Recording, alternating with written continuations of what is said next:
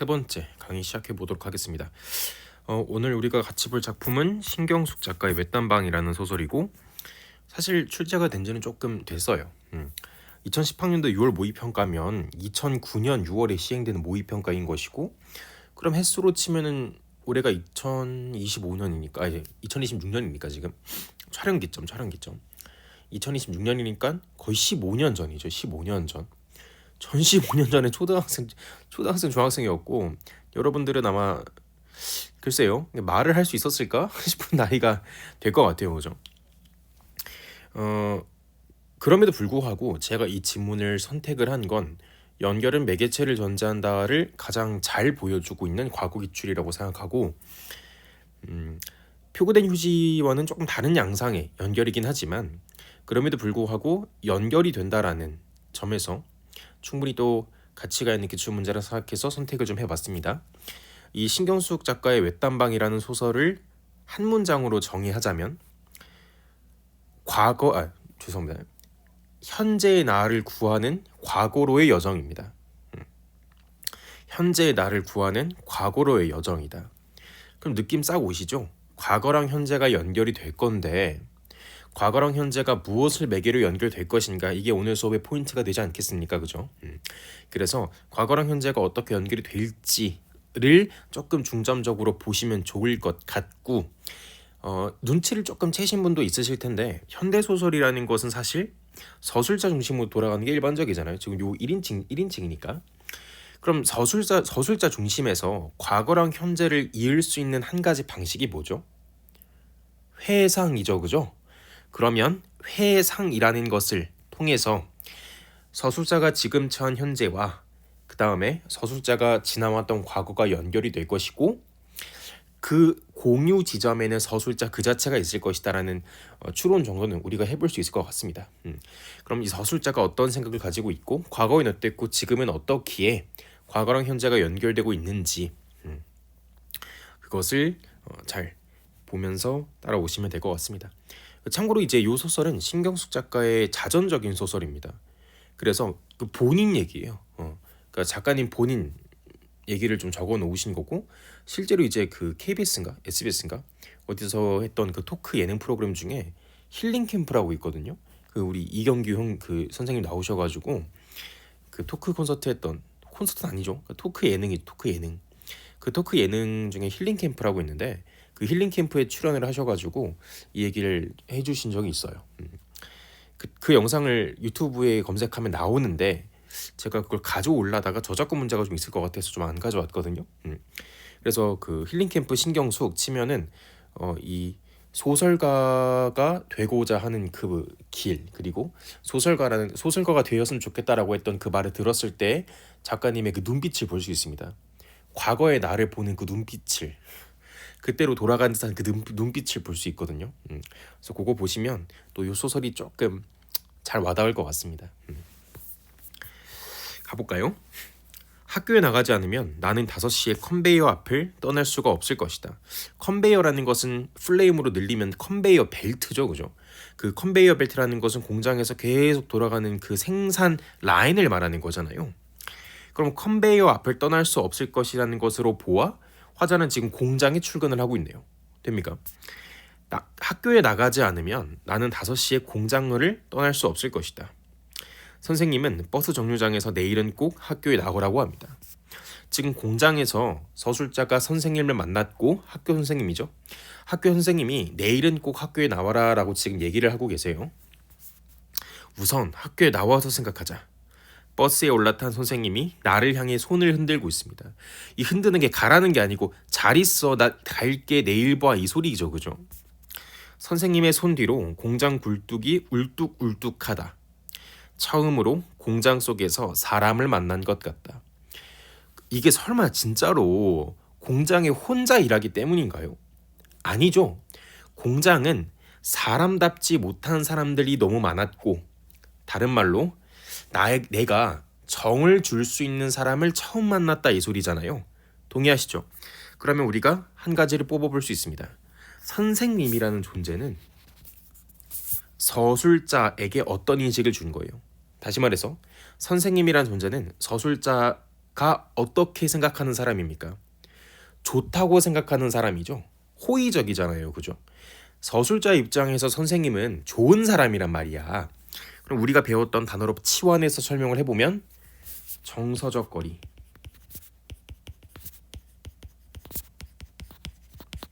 또 심리적 거리가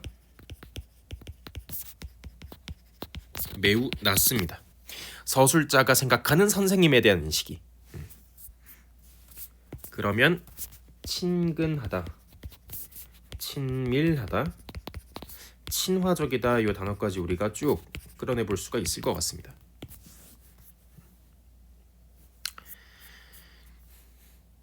여기까지만 잡아내도 그대는 굉장히 많은 걸 하신 거예요. 근데 하나 알려드릴 테니까 안목을 좀 키워가세요. 이 소설도 마찬가지로 독서 때 항상 얘기하잖아요. 버리는 잉크는 없다고. 소설도 마찬가지로 버리는 구절 따위는 없어요. 예를 들어서 그 소설가가 소설을 쫙 써서 출판을 했어요. 나중에 북콘서트를 열어요. 관객이 질문합니다. 선생님께서는 왜 이 구절을 삽입하셨어요? 선생님께서는 굳이 왜 공장이 울뚝울뚝하다는 요 구절을 넣으신 거예요? 라고 했을 때 아무 의미 없는데요? 라고 답하는 소설가는 없어요, 세상에. 하물며 그 황순원 작가의 소나기라고 아시죠? 그 황순원 작가의 소나기라는 작품에서 복선이라고 알려진 그 보라색 꽃 있죠. 보라색 꽃인가 보라색 옷인가 있잖아요, 그거. 왜 보라색인가요? 라고 작가께 물어봤을 때 제가 좋아하는 색깔이어서요 라고 적어도 그런 의도, 조그만 의도로 담겨 있단 말입니다. 근데 공장 굴뚝이 울뚝울뚝하다라는 구절을 굳이 선생님을 만나는 요 씬에 삽입을 한 건 그 이유가 분명히 있을 거란 말입니다. 근데 현대소설이라는 것은 누차 말씀드리지만 서술자 중심으로 전개되고 있어요. 1인칭의 경우에 서술자 중심으로 돌아가고 있는 거죠. 그러면 구절을 넣었다는 것은 누구의 시선이 반영된 겁니까? 서술자의 시선이 반영된 거 아닙니까? 그러면 서술자의 시선에 따라서 포착된 화면을 구절로 바꿔서 삽입을 해 놓은 것이고, 그럼 반대로 생각했을 때 어떤 구절이 삽입이 되어 있다면 그 구절의 의도는 서술자의 생각에 기인할 수밖에 없다는 거예요. 동의하십니까? 그러면 공장 굴뚝이 울뚝울뚝하다라는 이 표현이 왜 들어갔는지에 대한 해답은 서술자에게 달려있다 이 소리입니다. 가보실까요? 서술자는 지금 어떤 성격이냐면요. 가장 큰 건 선생님에 대한 호의적인 인식이 있어요. 밑에 읽어보셔서 아시죠? 본명은 최홍희 선생님이십니다. 이 최홍희 선생님에 대한 정서적 거리가 굉장히 낮아요. 그래서 친근감을 느끼고 있다까지 우리가 잡을 수가 있겠죠. 그죠? 그리고 어떤 워딩을 덧붙였냐면 공장 속에서 처음으로 사람을 만난 것 같았다라는 워딩을 넣었어요. 그 말은 즉슨 공장이라는 곳에 대해 어떤 인식이 전제되어 있는 겁니까? 공장이라는 곳에 대한 부정적 인식이 가미되어 있는 겁니다.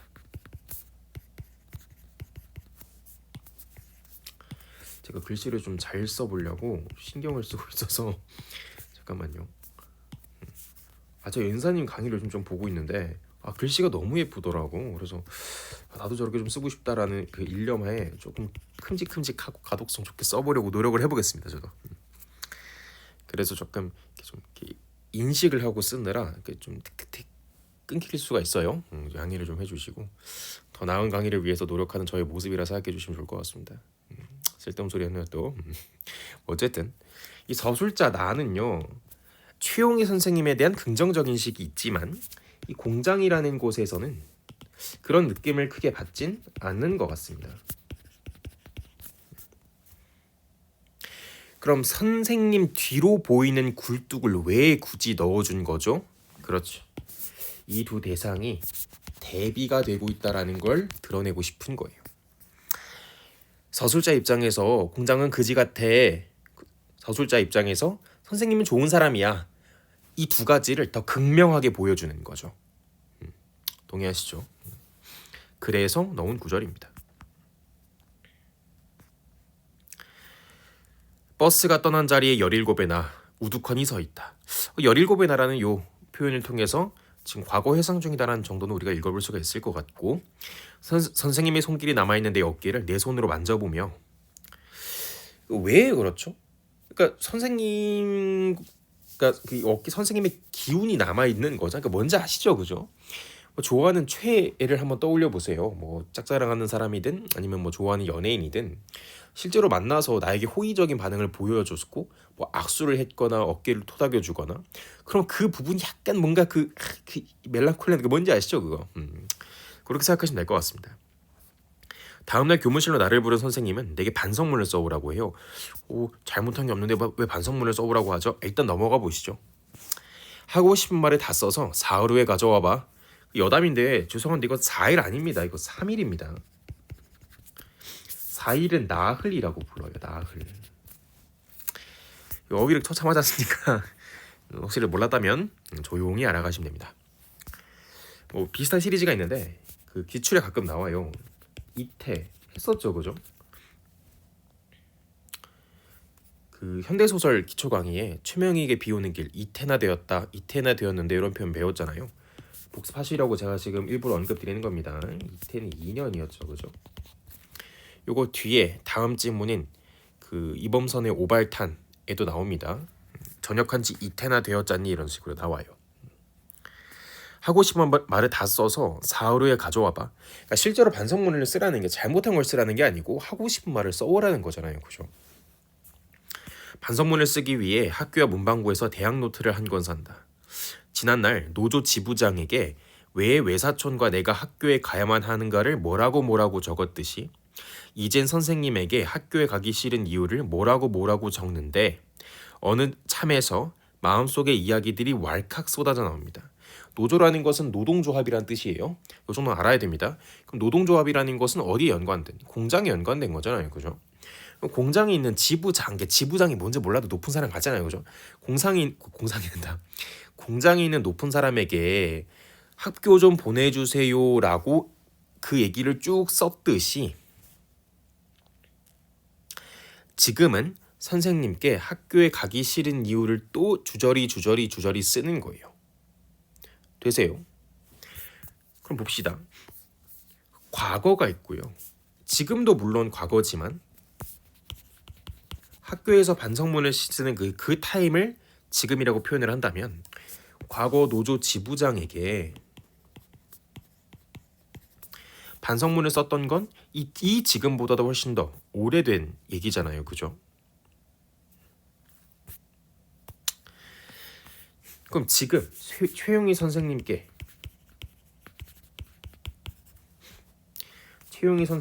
반성문을 쓰고 있고 지부장에게 쓴 것은 뭐 반성문이라는 걸 명확하게 명시해주진 않았지만 어쨌든 뭐라고 쓰긴 했잖아요, 그죠? 반성문보다는 글이라고 할게요. 속마음 글. 과거에도 학교에 가기 위한 글을 썼었고 지금에도 글을 쓰고 있습니다.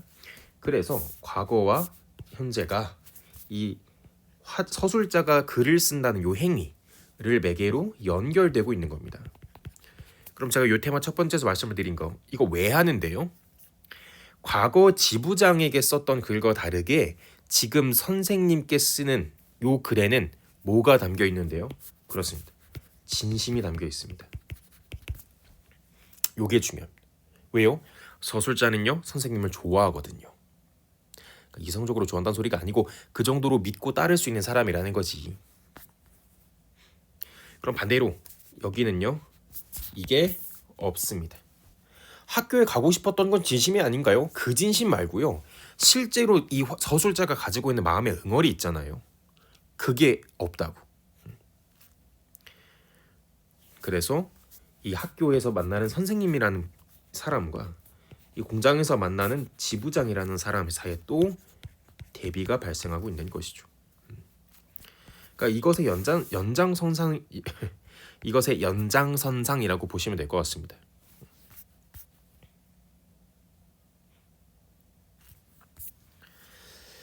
그 형식적으로 쓰는 글하고 내가 진짜 좋아하는 사람에게 쓰는 글하고는 내용과 진심의 양 그리고 퀄리티가 달라질 수밖에 없잖아요. 경험해 보셨나요?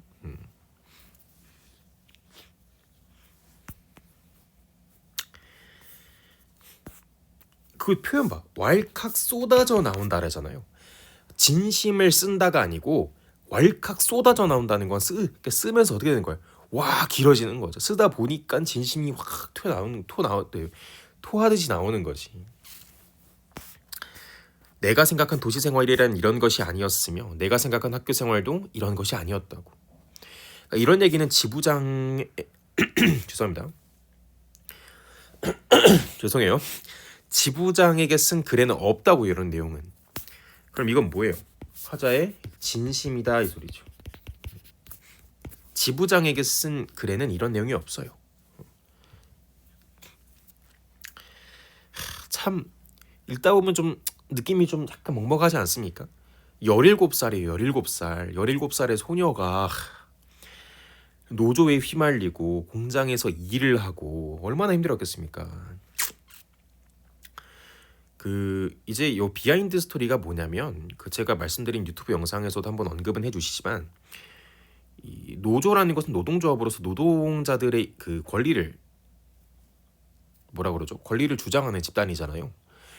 근데 이 신경수 작가가 학교를 갈 수 있었던 이유는 공장에서 돈을 대줬기 때문입니다. 근데 노조라는 것은 공장과 대척점에 있는 집단이기 때문에 노동조합이 들면 학교를 못 가요. 노동조합이 되면 학교를 못 가요. 근데 직원들은 노동조합이 되려고 강요를 해요. 그러니까 이러니까 지금 마음이 복잡한 거지. 그러니까 요 선생님이 일단 나 학교에서 나와서 나랑 얘기를 하자 이렇게 된 겁니다.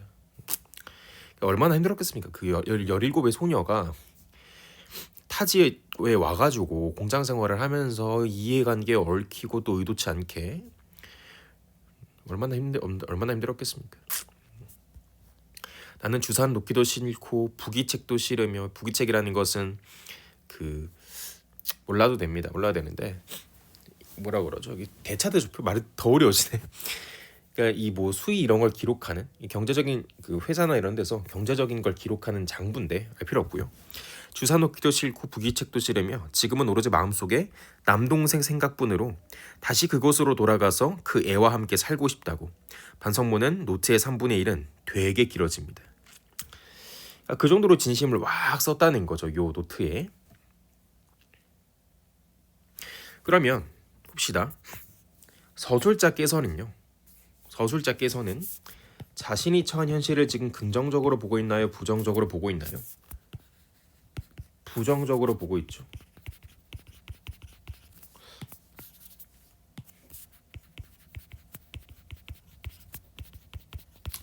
그럼 서술자께서는 내면의 결핍 그리고 내적 갈등이 전제가 될 겁니다. 이 현실은 어떤 현실입니까? 공장에서 일도 하고요. 학교에서 뭐 주산도 놓고요. 부기책도 쓰고요. 이 여러 가지 것들을 망라하는 것일 겁니다. 요 상황에서 어디로 가고 싶대? 도시로 올라오기 전에 남동생과 살던 그곳으로 돌아가고 싶대요.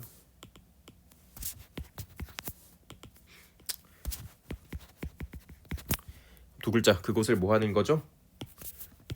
지향하고 있습니다. 이렇게 읽으시면 되죠.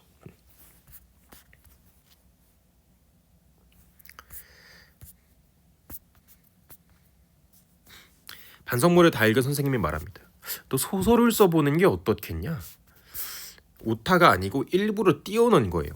요 구절에 독자들이 주목하길 원했던 거지. 작가께서. 그 말은즉슨 굉장히 중요한 구절이라는 것이고 우리는 중요하다 해서 끝나는 게 아니라 실제로 중요하게 여기고 주목해서 읽어야 됩니다. 내게 떨어진 소설이라는 말. 이 떨어지는 게 진짜로 떨어지는 게 아니고 갑작스럽게 예상치 못하게 다가온 이런 뜻이겠죠. 그죠? 제가 그 연도가 제대로 기억이 안 나는데 2009학년도 6월 모의평가에 보면 이상의 날개라는 소설이 출제가 되었습니다. 들어보셨나? 미스코시 백화점.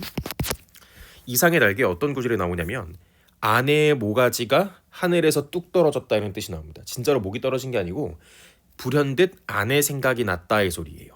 또 2015학년도 수능 A병 현진건의 무영타압이라는 소설에 보면 주만의 얼굴이 불현듯 아른거렸다 이런 구절이 있거든요. 무슨 말입니까? 주만 생각이 갑자기 났다 이 소리입니다. 요 경험의 폭을 좀 넓히셔야 됩니다. 요 세 가지가 같은 표현이라는 걸 조금 잘 염두에 두시면 좋을 것 같아요. 그러니까 기출 분석이라는 건 사실 이렇게 하는 건데 학생이 이걸 직접적으로 하긴 좀 어렵죠. 그래서 제가 이렇게 막간을 통해 소개를 해드리는 겁니다. 기출 분석은 본인들이 하시는 게 아니에요. 제가 하는 거예요. 그리고 기출 분석한 그 일련의 과정 있잖아요. 내가 기출을 분석해 보니까 이렇게 반복되는 테마들이 있더라. 그리고 이런 사고 과정을 가져가는 게 중요하더라. 이걸 제가 강의에 녹여드리는 거죠. 그래서 강의를 듣는 것 자체가 중요한 게 아니고 이 강의에서 드러난 내용들을 실제로 본인 것으로 만들어야 기출 분석에 효과가 있는 거예요. 그러니까 이 정도면 거의 진짜로 밥상을 차려서 숟가락에 밥과 반찬을 올려서 입에 우겨 넣어준 수준입니다. 씹으셔야 돼. 아시겠죠? 씹고 삼키는 거 본인들이 하셔야 됩니다. 아시겠죠? 그는 다시 말한다. 주산 놓기 싫으면 안 놔도 좋다. 학교에만 나와. 내가 다른 선생들에게 다 말해놓겠어. 뭘 하든 네가 하고 싶은 걸 하거라. 대신 학교는 빠지지 말아야 돼. 이거 지금도 이렇게 말씀해 주신 선생님이 귀한데 이 옛날에 이렇게 말씀해 주신 선생님을 보니까 얼마나 더 감동을 받겠습니까? 그죠? 그러니까 하기 싫은 걸 하지 말아라. 하고 싶은 거 해라. 대신 학교는 나오지 말아라 이렇게 하는 뭐 소리야. 학교를 빠지지 말아라 이렇게 얘기를 하는 거죠. 그는 내게 한 권의 책을 건네준다. 내가 요즘 최고로 잘 읽은 소설이다. 난쏘공입니다. 그럼 사실 난쏘공이든 사막을 건너는 법이든 아몬드든 그따위 게 중요한 게 아닙니다. 이 서술자는 최용희 선생님이 주셨다는 그 사실 하나만으로도 이 소설을 굉장히 소중하게 여기실 거예요. 왜요? 서술자는요. 최용희 선생님을 좋아하기 때문입니다. 성격이라는 맥락대로 읽어야 됩니다. 아시겠죠? 뭐 문학 시간이니까 조금 TMI 말씀드리면 이 난쏘공은 사실 시나리오로 출제가 된 적이 있어요. 연도가 제 기억이 안 나는데 시나리오로 출제가 된 적이 있었는데 이 시나리오는 영화 대본이잖아요. 그죠? 그럼 시나리오가 영화화가 됐을 거 아닙니까? 그 시나리오가 영화화 됐을 때 주연 배우가 지금 안성기 배우님이십니다. 뭐 그래요. 요즘 그 혈액암 투병 중이시니까 뭐 어쨌든 그렇습니다. TMI. 최용희 선생님 이후 나는 그 선생님을 보러 학교에 갑니다. 학교에 가기 싫었다며? 근데 선생님을 보러 학교에 간대요. 그러면 그 정도로 선생님이 좋다는 소리잖아요. 그죠? 저도 비슷한 경험이 있습니다. 고2 때 이제 녹화가 되는데 이렇게 유출하지 마세요. 제가 고등학교 2학년 때 저를 좋아하던 여학생이 한 명 있었는데 되게 예뻤습니다. 되게 진짜로 되게 넉살도 좋고 성격도 좋고 그때 당시에는 전 그렇게 보였어요. 그러니까 지금 생각해보면 아닌 것 같은데 그때 당시에는 그렇게 보였어요. 그러니까 성격 너무 좋고 소외되는 친구 있으면 좀 가서 말도 걸어주고 얼마나 심장이 착합니까? 그런 학생이 적극적으로 저를 좋아한다고 티내고 맨날 옆자리에 앉고 그랬었거든요. 그래서 저는 그때 완전 눈치 제로에 완전 사회 부정자였어가지고 지금 생각하면 좀 많이 미안해요. 좀 더 잘해줄 수 있고 더 상처 주지 않을 수 있었을 것 같은데. 근데 그 친구가 그런 눈치 없는 제가 인식할 정도로 저를 좋아한다는 게 느껴졌습니다. 그 다음날부터 학교를 가고 싶어지더라고. 왜요? 학교가 좋아서인가요? 아니요. 그 여학생이 좋아서죠. 정확히 무슨 느낌인지 오시죠? 저 경험 팔았습니다. 저 경험 팔았어요. 이해를 좀 잘 해봐. 아시겠죠? 어색한 이향으로 마음에 가둬졌던 그리움들이 최용희 선생님을 향해 방향을 돌립니다. 무슨 말이야? 이 그곳으로 돌아가고 싶다는 것은 그곳에 대한 그리움이 있다는 거잖아요. 요 그리움이 줄어들고 최용희 선생님에게로의 긍정적 인식이 더 강해졌다 이 소리겠죠.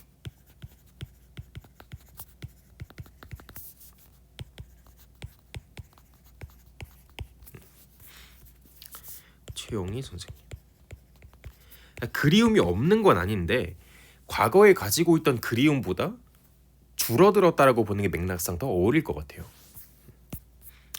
17에나 늘 난소공을 가지고 다닌다.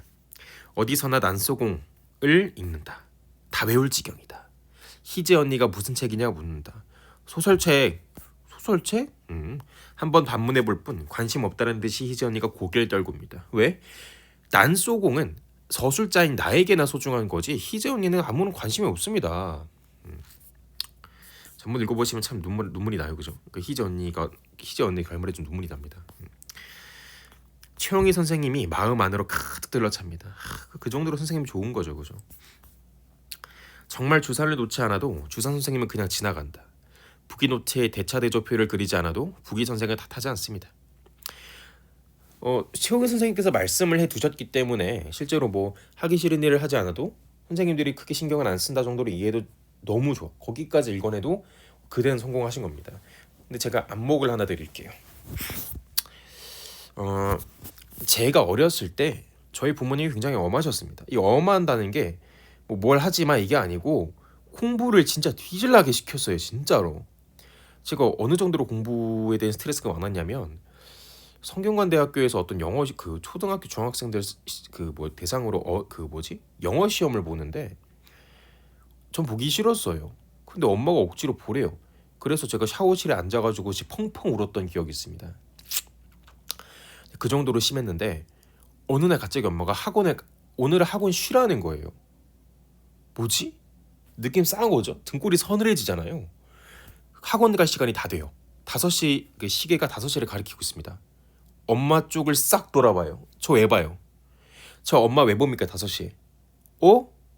진짜로 학원에 가지 않아도 엄마가 뭐라고 안 하네? 이거잖아요. 다시 보세요. 무슨 말입니까? 주산을 놓지 않아도 주산 선생님이 진짜로 뭐라고 하지 않으시네 이 소리잖아요. 이 느낌이 왜 드는지 아세요? 주산을 놓는 건 제가 학원에 가는 것처럼 주산을 놓는다는 것은요. 우리의 일상이에요. 서술자의 일상이에요. 제가 학원을 가는 것은 철저하게 제 몸에 배어버린 일상이었단 말입니다. 근데 그것을 하지 않는다는 건 일상과 무엇이 있다? 괴리가 있는 것이죠. 그걸 2글자로 우리는 일탈이라고 배웠습니다. 이 괴리감은 항상 어떤 감정을 유발한다고요? 긴장감을 유발합니다. 그럼 사람은 긴장감을 주는 그 상황에 뭐 할 수밖에 없냐면 주목할 수밖에 없어요. 그래서 긴장감을 유발하는 소재인 주산 선생님에게 주목한 겁니다. 긴장감을 유발하는 소재인 우리 엄마한테 제가 주목한 거라고요. 그렇습니다. 안목을 드리는 거예요. 시험장에서 못해도 돼요. 근데 요즘 기출을 좀 풀어보잖아요. 그럼 어떤 양상이 조금 드러나냐면 과거 기출에서 이런 식으로 스무스하게 넘어가도 풀렸던 문제들, 즉 별로 중요하게 문제화되지 않았던 부분들의 밑줄을 치고 구체적인 의도를 물어봐요. 무슨 말입니까? 여기에 기억을 이렇게 주고서 일상과 다른 타인의 태도에 대한 화자의 긴장감을 드러내다 이렇게 낸다고요. 요즘에는. 그래서 제가 분석해드리는 기출들 잘 봐두세요. 아시겠죠? 그럼 주산 선생님이 그러니까 나에게 내 몰랐을 때 진짜로 주산 선생님이 진짜로 지나갈지 그냥 아니면 한마디 할지 모르는 그 긴장감 맥스의 상태 뭔지 아시죠? 그 긴장감이 맥스가 된 상태에서 선생님이 그냥 지나간 걸 확인을 했어요. 그럼 긴장감이 2글자 뭐 된다? 완화된다 이렇게 읽어야죠.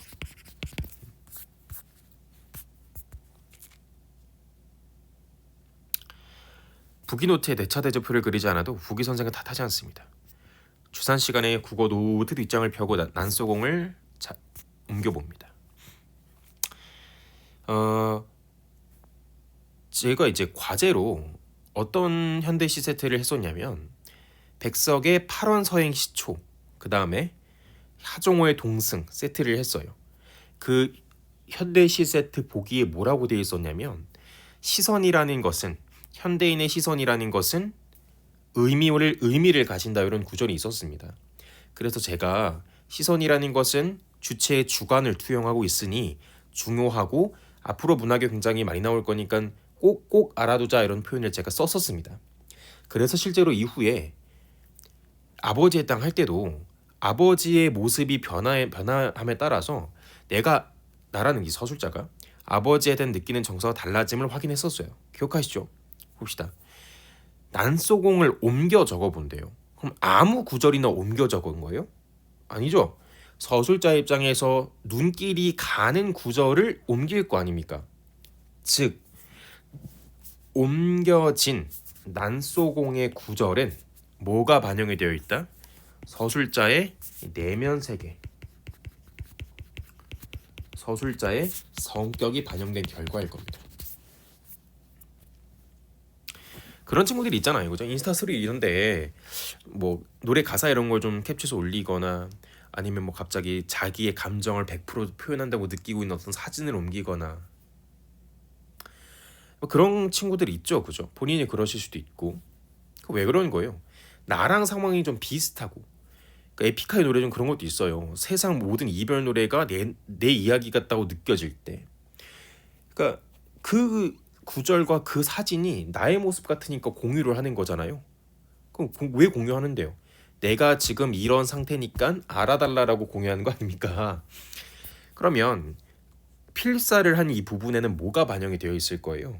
그렇습니다. 서술자의 현재 상황과 연관된 그 무언가가 반영이 되어 있을 거라고요. 본인 얘기일 수도 있고, 아니면 본인과 유사한 상황에 놓인 주인공에 대한 연민의 감정일 수도 있고 여러 가지 있잖아요, 그죠? 그래서 항상 시선이라는 것은 주관을 반영하고 있다라는 요 명제 잘 알아두시길 바라요. 사람들은 아버지를 난쟁이라고 불렀다. 사람들은 옳게 보았다. 아버지는 난쟁이였다. 불행하게도 사람들은 아버지를 보는 것 하나만 옳았다. 그 밖의 것들은 하나도 옳지 않았다. 나는 아버지, 어머니, 영호, 영희 그리고 나를 포함한 5 식구의 모든 것을 걸고 그들이 옳지 않다는 것은 언제나 말할 수 있었다. 나의 모든 것이란 표현에는 5 식구의 목숨이 포함되어 있었다. 아버지라는 그러니까 이 난소공의 구절이잖아요. 아버지라는 사람에 대한 타인의 평가는 난쟁이에요. 키가 작은. 근데 요 난소공의 서술자인 나도 동의는 해요. 맞아. 우리 아버지 난쟁이야. 근데 그거 말고는 틀렸어. 우리 아버지가 니들이 평가하는 것처럼 난쟁이 맞는데 키만 작을 뿐이지 나머지는 아니야. 내 5 식구의 목숨을 걸고서라도 우리 아버지가 키만 작은 사람이지 생활력이 없다고 말 못해. 니들이 그렇게 깔치는 사람이 아니야 라고 지금 얘기를 하고 있는 거잖아요, 그죠? 그래서 요 내용이 서술자의 눈길에 들었고 그렇기 때문에 필사를 한 걸 거라고요. 그래서 3번의 1번은 맞는 말입니다. 10번의 1번은 맞는 말입니다.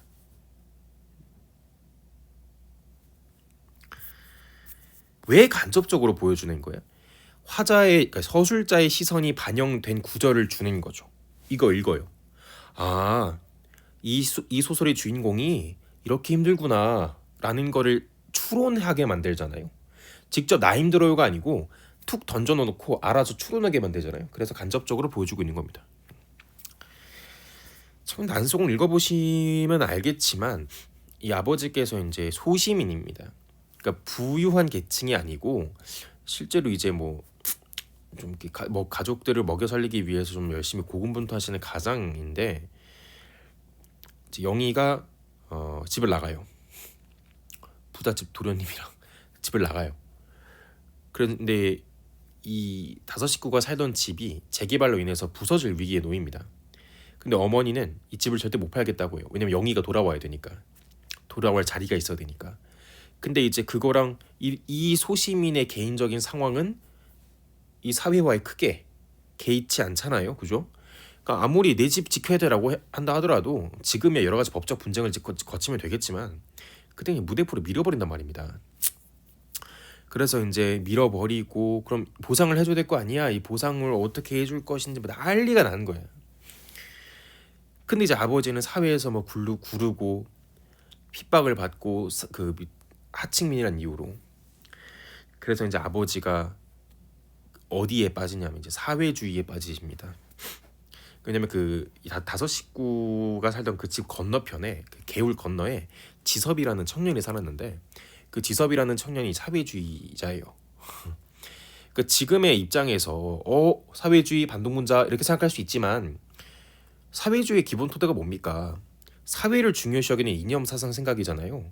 그러니까 그런 소외되는 계층 없이 모두가 똑같이 잘 먹고 잘 살 수 있는 유토피아를 꿈꾸는 사상 아닙니까? 그렇다 보니까 그 입장에서는 혹할 수 있죠. 근데 이제 그게 현실 세계에서 잘 이루어지지 않다 보니까 아버지께서 달나라로 가야겠다라고 생각하십니다. 여기는 안 된다. 달나라로 가야 된다. 그래서 이제 굴뚝에서 달나라로 떠나십니다. 뛰어내립니다. 그렇게 마무리가 되는 소설이에요. 그런 되게 사회 소시민들의 애환을 그린 작품인데 사회 고발적인 작품이죠. 그런 걸 읽으니까 약간 내 모습 같기도 하고 그럴 수 있잖아요. 그죠? 같은 고단한 삶을 살고 있으니까. 그렇습니다.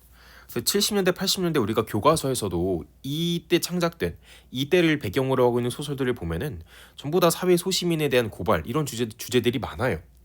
왜 그러냐면 사는 게 너무 힘드니까 이런 식으로라도 사회를 고발해야 되는 거야. 이런 사람도 있어요. 이런 사람도 있어요. 이렇게 살아가는 사람도 분명히 있어요. 우리가 이런 사람들을 무시하면 안 돼요. 라고 목소리를 내는 거죠. 근데 중앙정부에서는 그런 목소리를 제지합니다. 이념이 흔들리니까. 뭐 그렇습니다. 그런 사회적인 얘기들이 있고 나중에 대학 가셔서 뭐 국문학 같은 역사 교양 들어보시면 이때 당시에 이제 만들어진 소설, 시, 그다음에 희곡, 연극대본 이런 거 전부 다 사회 고발물이 굉장히 많습니다. 이 사회 고발물을 거치고 어느 정도의 국가가 성장을 하고 개인들의 인식이 성장을 하고 개인이 경제적인 기반이 맞춰지면은 되게 다양한 장르의 문학 작품들이 나와요. 왜 그러냐면 더 이상 그런 사회 소시민적인 소재는 우리들의 일상과 괴리되어 있거든요. 더 이상 맞지 않아요. 그래서 이제 뭐 희곡 같은 경우도 여러 가지 장르들이 많습니다. 잔혹극, 뭐 자극적인 거 이런 거 있습니다. 뭐 하여튼 그렇습니다. 그러니까 그런 소설의 내용을 보니 내 얘기 같고 그러지 않겠습니까? 이제 17의 나는 컨베이어 위에서도 난소공을 옮기고 있다. 천국에 사는 사람들은 지옥을 생각할 필요가 없다. 요거 이제 이게 인용구예요. 고. 그러나 우리 다섯 식구는 지옥에 살면서 천국을 생각했다. 고. 단 하루라도 천국을 생각해보지 않은 적이 없다. 고. 하루하루의 생활이 지겨웠기 때문이다. 고. 우리의 생활은 전쟁과도 같았다. 고. 우리는 그 전쟁에서 날마다 지기만 했다. 고. 그런데도 어머니는 모든 걸 잘 참았다. 고. 이게 이제 필사를 한 난소공의 구절들입니다. 내 인생이 지금 그렇다라는 거죠. 그럼 서술자는 항상 무엇을 생각하고 있는 거야? 난소공의 표현에 빌려 표현하면 천국을 생각하고 있는 거죠. 이 천국에 가고 싶었던 거지. 이 현실의 걱정을 다 버리고 완전하게 내가 생각하는 완전한 세계에 살 수 있는 이 천국으로 가고 싶어하는 것이니 서술자께서는 요 천국도 두 글자 지향하는 것인데 문제는 그곳과 천국의 차이를 좀 알아야 돼요. 그곳이라는 것은 어떤 곳이냐면 지금 현실 생활이 너무 힘들어서 도망치고 싶은 곳이에요. 됩니까? 지금 현실 세계가 너무 힘들어서 도피하고 싶은 곳입니다. 근데 천국은요. 천국이라는 워딩 자체를 생각해 보세요. 완벽한 세계잖아요. 결핍이 1도 없는 완벽한 세계잖아요. 이런 걸 우리는 이상세계라고 부릅니다.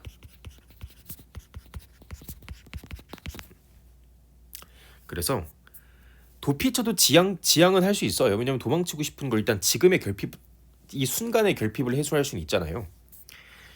그래서 일반적인 지향점과 최종 지향점인 이상세계를 좀 구분할 필요가 있습니다.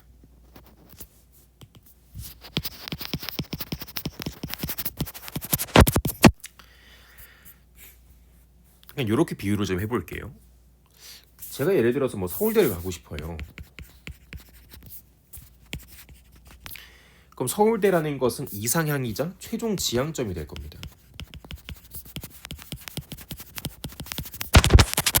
근데 지금 성적을 보니까 43233이에요. 국수 영탐탐. 그럼 서울대를 가기 위해선 국어 1등급, 수학 1등급, 영어 1등급, 탐구 1등급에다가 뭐도 잘해야 돼요? 원서 지원도 잘해야 돼요. 그럼 나는 지금 성적에 대한 결핍이 있잖아요. 그죠? 국어 결핍, 수학 결핍, 영어 결핍, 탐구 결핍. 그러면 당장의 국어 등급 상승은 하나의 지향점이 돼요. 당장 하나의 수학 성적 상승도 지향점이 되고 다 마찬가지입니다. 원서 지원을 잘하는 것도 지향점이 돼요. 서울대도 지향점은 맞습니다. 이처럼 지향점은 여러 개일 수 있는데 최종 지향점은 하나로 픽스 될 수밖에 없어요. 그래서 화자가 가지고 있는 여러 가지 결핍 중에서 하나의 결핍만 해소될 수 있어도 그건 지향점이 될 수 있어요. 근데 최종 지향점인 이상세계는 모든 결핍이 싹 사라져야 됩니다. 동의할 수 있죠? 좀 어렵습니다. 요거를 제대로 저격한 문제가 뭐냐면 2018학년도 9월 모의평가 김현승 시인의 플라타너스입니다. 플라타너스 너는 나와 함께 시인이 아니다. 우리는 함께 길을 걸어야 되고 함께 하늘로 나아가야 하는데 우리 앞에 놓인 것은 하늘로 가는 하나의 문이다. 그럼 아직 문을 통과 못했으니까 여기도 지향점이 맞고 하늘로 가고 싶으니까 하늘은 지향점이 맞는데 실제로 최종 지향점은 하늘이기 때문에 둘은 엄밀히 따지면 달라요. 근데 이걸 같다고 놓아서 정답 선제를 설정해 놓은 기록이 있습니다. 그래서 최종 지향점과 일반 지향점은 좀 잘 알아두셔야 될 것 같아요. 그가 소설책을 써보겠는 게 어떻겠느냐라는 말 대신 시를 써보는 게 어떻겠느냐고 했으면 나는 시인을 꿈꿨을 것입니다.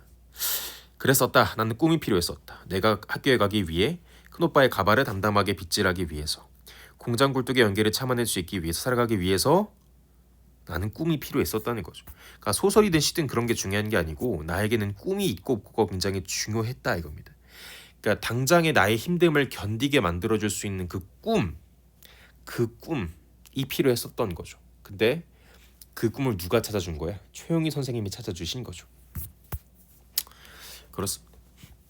12월 중순이 지날 때까지 나는 한경신 선생이 보낸 편지를 가방에 넣고 다녔습니다. 뭔가 지금 약간 이야기가 바뀌었어요.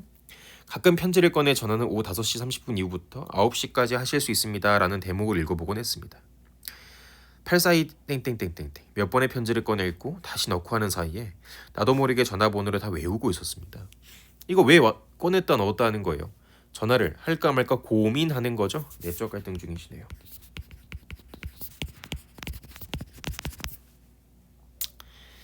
그러나 나는 끝내 전화를 하지 못했습니다. 뭔가 시간이 좀 흐른 것 같죠. 그래서 이 부분의 회상이 끝난 지금이라는 걸 알 수 있어요. 어떤 표지를 가지고 그렇게 읽을 수 있는 건가요? 이런 질문을 제가 진짜 많이 받거든요. 특히 문학에서 없어요. 저도 그런 명확하고 정해져 있고 고정적인 기준을 드리고 싶은데 없어요. 그래서 힌트밖에 못 드립니다. 뭔가 맥락이 바뀌었거나 좀 생뚱맞은 이야기를 하고 있는 것 같으면 시간의 이동이든지 공간의 이동이든지 뭐든 있어요. 시간은 자꾸 흘러 한경신 선생이 학교에 왔으면 하는 기간이 12월 초와 중순을 지나가 버렸습니다. 이제는 방학을 했겠구나 싶었을 때 가방에서 편지를 꺼내 서랍에 넣으면서 그 학교를 떠나온 횟수를 헤아려봤습니다. 떠나온 지 13년입니다. 이제는 그때의 일들이 나에게는 객관화가 되어 있으려니 했어요. 무슨 일이 일어났는지 모르겠지만 일단 뭐 학교에서 어떤 사건이 있었고 그것 때문에 학교를 떠나왔었고 그렇다 그 이후에 13년이 지났어요. 괜찮죠? 글을 쓰기로 마음먹었을 때 나는 그 시절을 다 극복한 것도 같았다. 글을 쓰기로 마음먹었던 그 시절이 언제예요? 17살 때 그때의 나잖아요. 그래서 그 시절에 대해서 할 수 있는 한 자세히 써보기로 했다. 그때의 기억을 복원시켜 내 말문을 틔워보고 내 인생의 폐문 앞에서 끊겨버린 내 발자국을 연결시켜줘 보기로. 봅시다. 과거의 내가 있고요.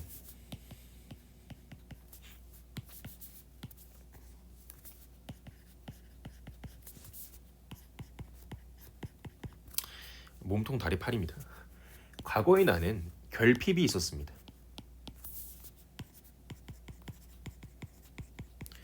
그리고 내적 갈등을 가지고 있었죠. 부정적 인식이 있었기 때문에. 근데 어떤 꿈을 가지고 살았어요? 소설가가 돼야겠다. 요 꿈이 있었기 때문에 나는 뭐 할 수 있었어요? 극복 의지를 가질 수 있었습니다. 괜춘. 그리고 시간이 지났습니다. 지금의 나입니다. 지금의 나는 어디 앞에 서 있냐면 인생의 폐문. 폐문이라는 것은 닫힌 문이잖아요. 더 이상 앞으로 못 나가는 거잖아. 그럼 지금의 나도 처한 현실을 부정적으로 인식하고 있고, 그러면 자연스레 결핍과 내적 갈등을 가지게 된 거죠.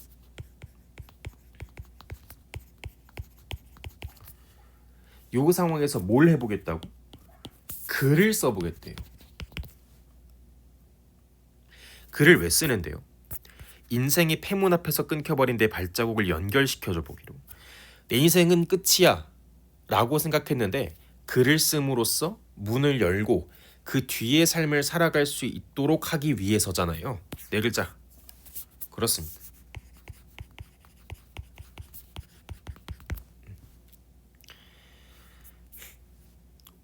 옛날에도 그랬던 것처럼 지금도 글을 씀으로써, 글이라는 지향점을 설정함으로써 부정적으로 느끼는 요 상황을 극복해보겠다 이 소리죠. 그래서 지금이란 말은 조금 너무 중딩스럽다. 현재라고 합시다.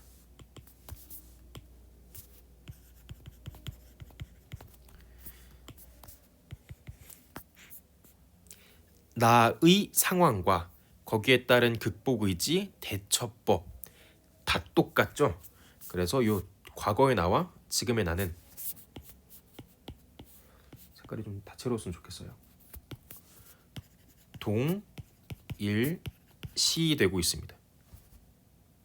그 말은즉슨 그러니까 나이가 똑같다는 게 아니고 그 뭔지 아시죠? 상황과 거기에 따른 태도, 느낌, 감정들이 똑같다는 거죠. 옛날에도 이런 일이 있었다 그 소리예요 지금.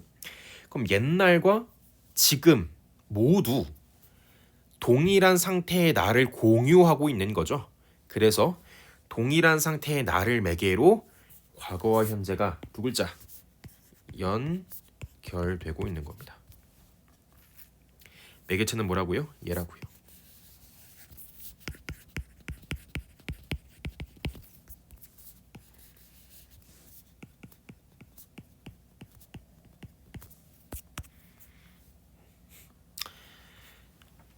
그럼 이야기의 스토리가 어떻게 전개가 됐던 거예요? 이런 거죠.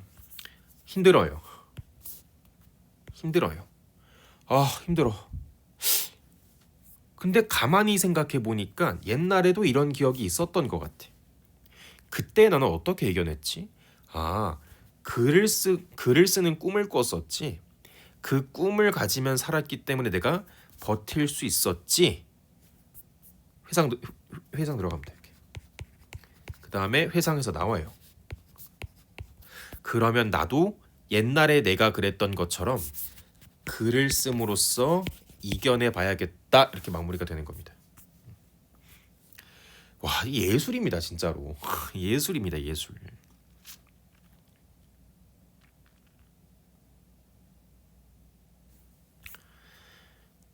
그렇습니다. 문제는 쉬워요. 심리적 태도. 뭐예요? 긍정적인 거, 부정적인 거 이거 찾아보라는 거잖아요. 그러면 컨베이어 마이너스 부정적, 반성문 진심 긍정적, 주산 부정적. 답은 2번입니다.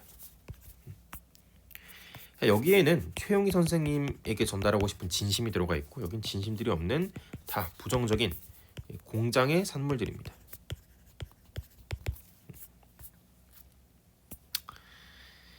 적절한 것은 답은 3번. 얼마나 간결해야 되나요? 그러니까 누가 봐도 짧게 줍니다. 이 간결이라는 게 깔끔이 아니고 짧은입니다. 짧은. 누가 봐도 짧게 줘요.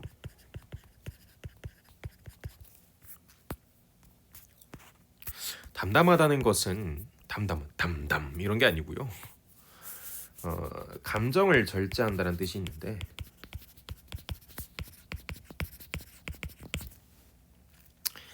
감정을 절제하는 게 뭔가요? 이런 기준이 또 필요하시잖아요. 그래서 드리면 명탄법이 쓰이지 않으면 담담한 겁니다. 아니면 직접적으로 감정을 막 드러내는 거 있죠. 그런 게 없으면 그런 게 없거나 영탄법이 쓰이지 않으면 담담한 겁니다. 나머지를 조금 알아가셔야 됩니다. 현재형음이라는 것은 시제상 지금 뭐뭐다 뭐뭐였다 뭐뭐일 것이다 이런 거 말고 지금을 나타내는 거잖아요. 현재형 어미를 사용하는 것과 이야기 전개 속도는 아무런 연관이 없어요. 그럼 현재형 어미를 사용하면 어떤 효과를 가져올 수 있냐? 첫 번째, 생동감, 생생함.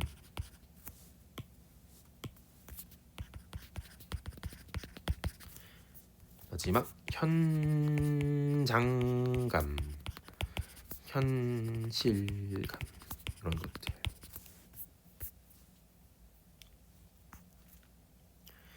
그럼 이야기 전개 속도를 높이는 식으로 실현이 되려면 보통 어떻게 하냐면 문장의 길이를 좀 짧게 하는 방법도 있고요. 100%라는 게 아닙니다. 그렇습니다. 아니면 운문체를 쓰기도 해요.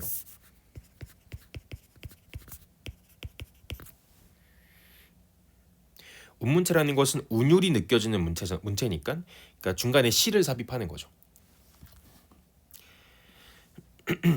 반대로 이야기 전개 속도를 좀 늦추고 싶어요. 읽기 속도를 좀 그러니까 이야기 전개 속도라는 것은 말 그대로 이야기가 전개되는 속도잖아요. 근데 독자의 읽기 속도를 느리게 만들어 버리면 이야기 전개 속도가 조금 느려지거든요.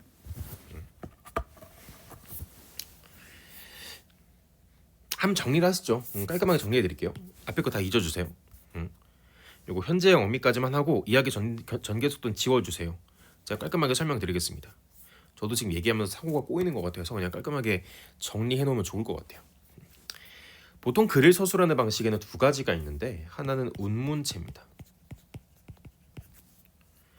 나머지 하나는 산문체예요. 운문체라는 것은 우리 직접 구성성분 분석 함축적 의미 운율을 가지는 문체다. 산문체라는 것은 산발적으로 써놓는 것이다. 그래서 운문체라는 것은 보통 시를 말하고 시에서 쓰는 방식을 말하고 산문이라는 것은 이야기, 소설을 쓰는 방식을 말하는데 꼭 그러라는 법은 없어요. 시 속에서도 산문체가 쓰일 수도 있고 소설 속에서도 운문체가 사용될 수도 있어요. 여기까지 괜찮으시죠? 근데 산문체랑 운문체의 가장 큰 차이점은 뭐냐면 독자가 글을 읽는 속도가 달라져요. 요거는 공통국어 고등학교 1학년 교과서에 수록된 내용입니다. 대표적으로 이런 게 있어요. 우리 윤동주의 별의 는 밤이라는 시 아시죠? 저 그 한컴 타자. 저는 참고로 그 한컴 타자를 120타를 넘어본 적이 없고 그 별의 는 밤 마지막 장을 본 적이 없습니다. 그 일을 하면서 속도가 좀 빨라졌는데 그때는 완전 독수리예요, 독수리. 근데 앞에 있는 그 여학생 뭐 400타 나오고 자괴감 느끼고 하여튼 그랬습니다. 그 윤동주의 별의 는 밤이라는 시를 보면 뭐 별 하나의 동경, 별 하나의 쓸쓸함, 별 하나의 모델, 별 하나의 어머니 하다가 갑자기 산문체로 쭉 써요 글을. 이게 윗부분을 운문체로 쓰고 아랫부분을 산문체로 쓴단 말이죠. 그럼 읽을 때 독자가 운문체는 어떻게 읽냐면 이렇게 읽고요.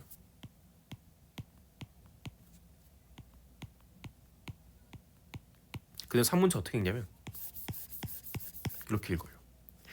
그래서 운문체에서 산문체로 이렇게 스타일을 쫙 바꾸면 읽기 속도가 빨라집니다.